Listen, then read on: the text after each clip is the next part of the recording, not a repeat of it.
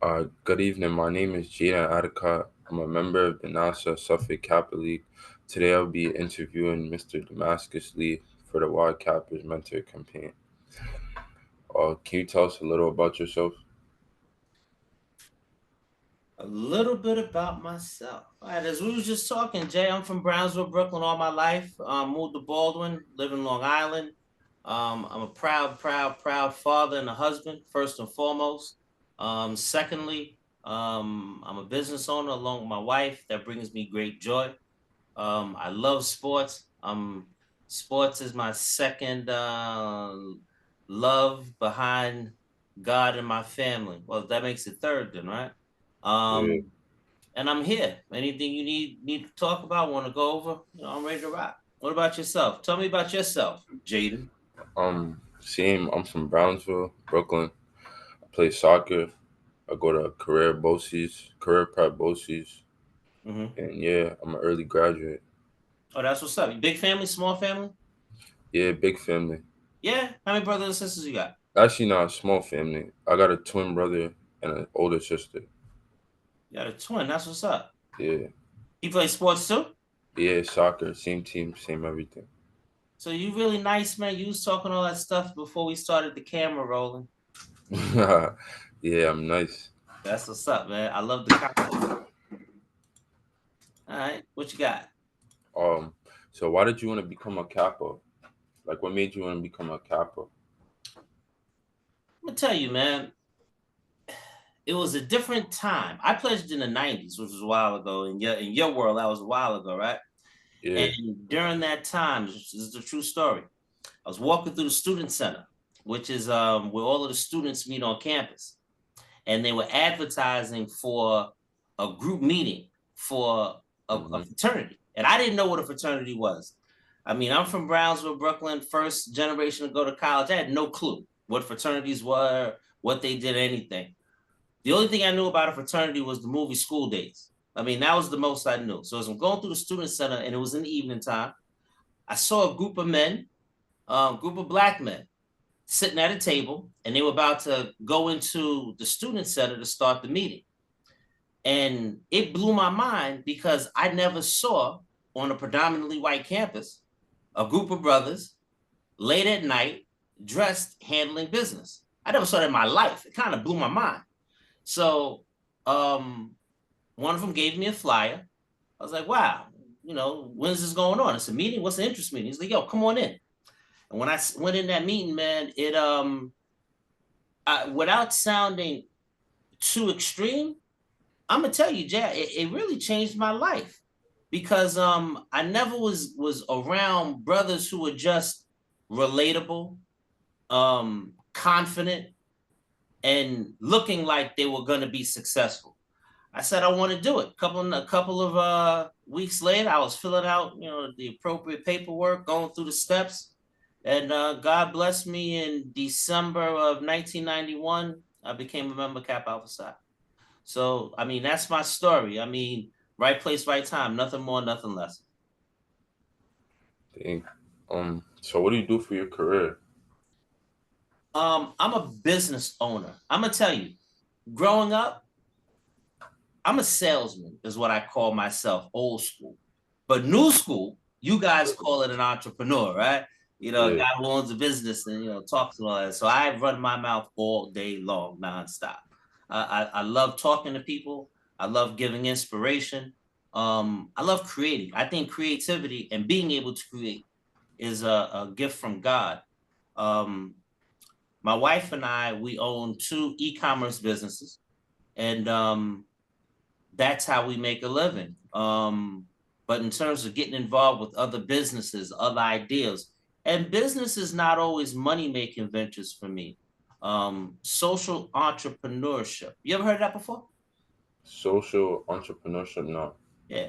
Social entrepreneurship is when you are an entrepreneur whose cause is not only to make money, but you don't mind making less or no money as long as you're progressing society and your community. A Mm. social entrepreneur can be someone who starts an after school program Hmm. for kids. You're doing tutoring, right? You are a social entrepreneur, but also you learn how to be an entrepreneur. You're a business owner now, right? Yeah, You set a yeah. schedule. You're meeting with people. You might be charging. You're running a business. So it all goes together, and that's what my life is built around. What you want to do for a living? I want to go to college first. Try to play soccer on a professional level. If not, then career in forensic science. That's what's up. Now soccer. Now I hear all of this NIL money that these basketball players are getting. Soccer players, y'all getting paid like that too? Yeah, soccer gets paid a lot. That's good. That's good. Yeah, Make it a business. Everything is a business.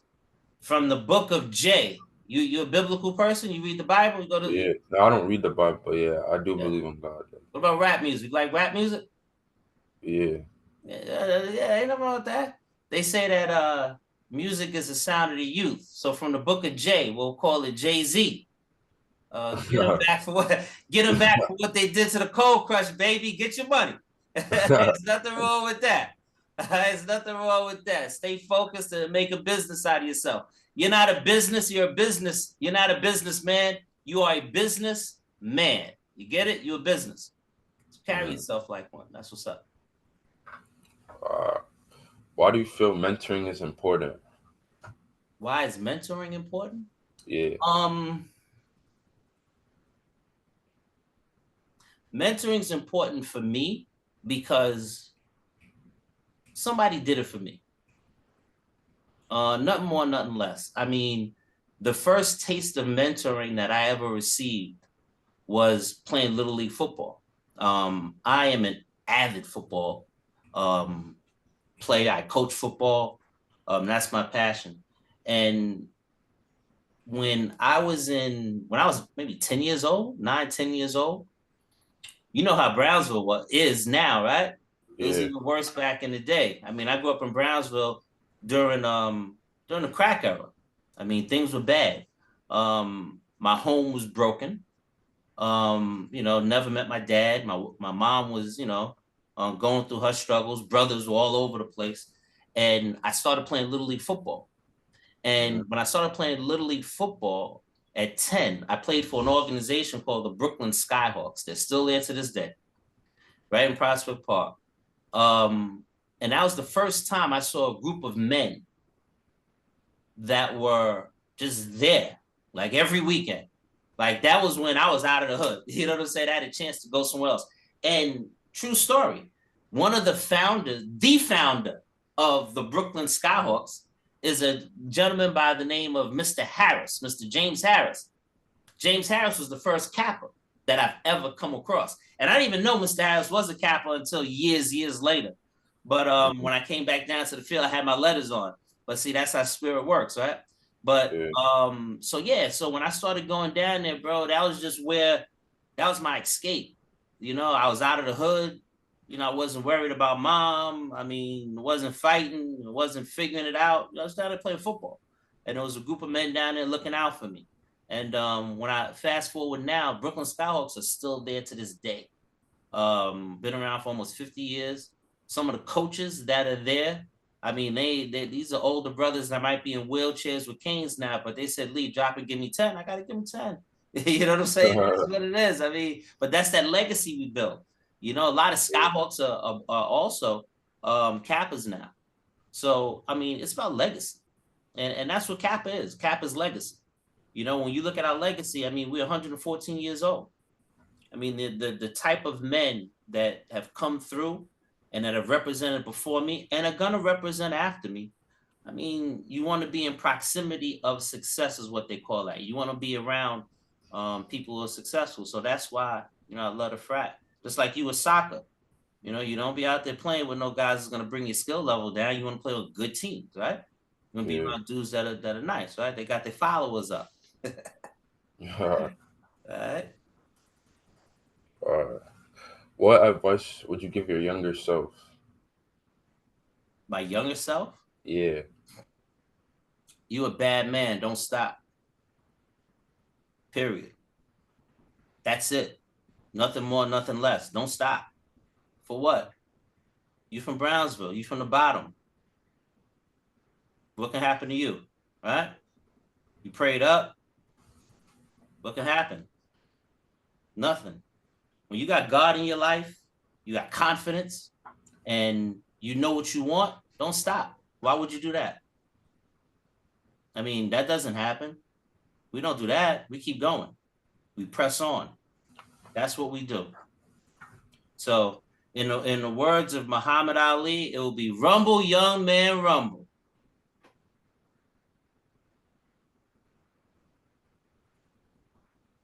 Humble, young man, humble. Rumble, rumble. Oh, rumble. Wait, what does that saying mean?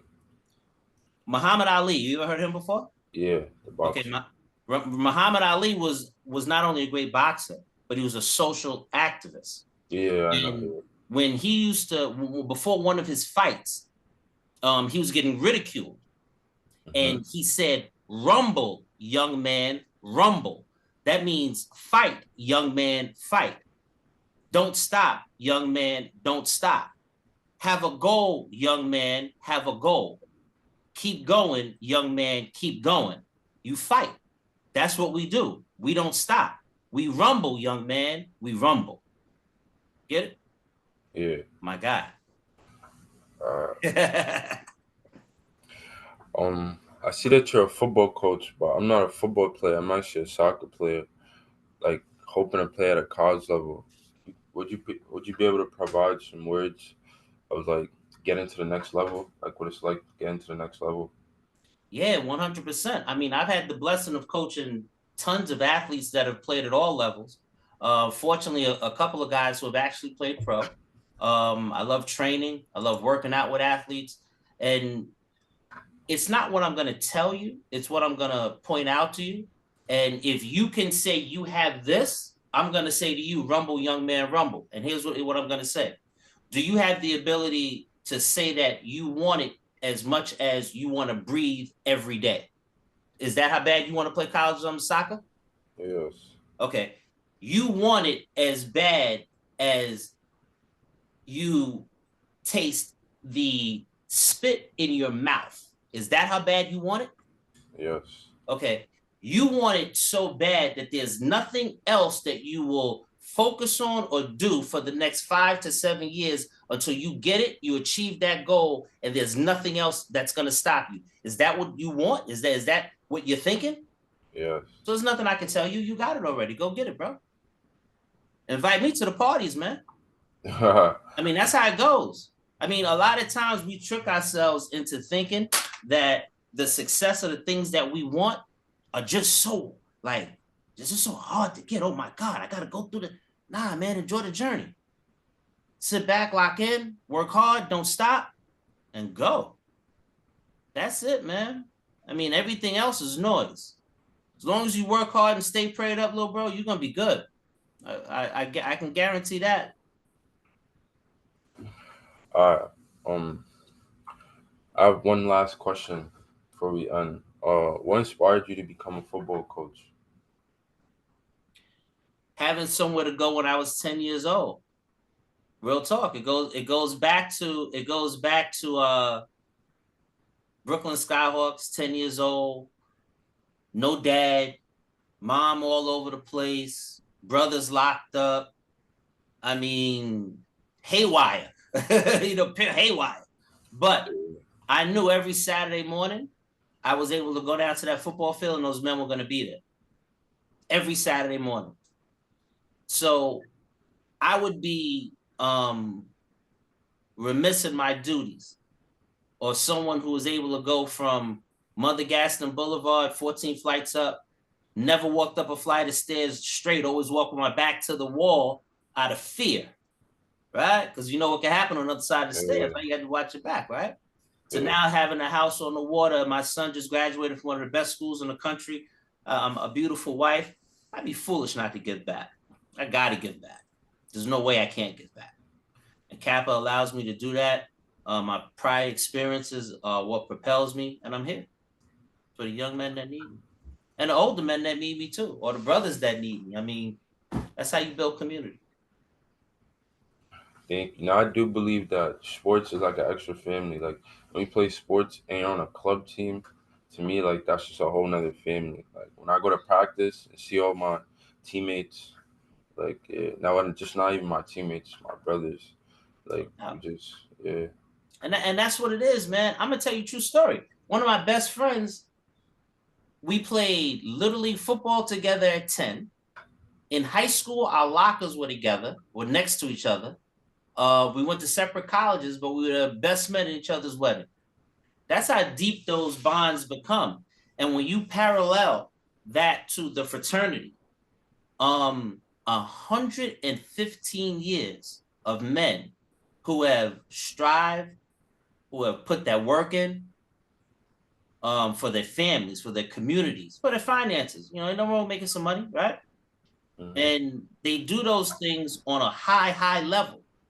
So you always want to be in proximity to greatness, man. And that goes back to your teammates. You know, you guys hold each other accountable, I'm sure. I mean, you love when you're traveling and you don't know who you're playing against. You know what I'm saying? Or the hotel or the long bus rides. Those are memories, man. And those are the memories as brothers, like you got to keep going. You know, and that's gonna make you a better man. It's gonna make you a better friend. And that's important. You know, better and someone knows how to deal with in male relationships better. So that's nothing but good stuff going on with your life there, bro. Don't stop. All right. Thank you. Rumble, young man, rumble. uh, thank you for your time. It was great speaking with you. Have a Yeah, great week. yeah, good talking to you too, Jay. Listen, man. You have my info. Contact me anytime, and I'm looking forward to meeting you in person. Thank you. All right, my brother. Talk to you soon.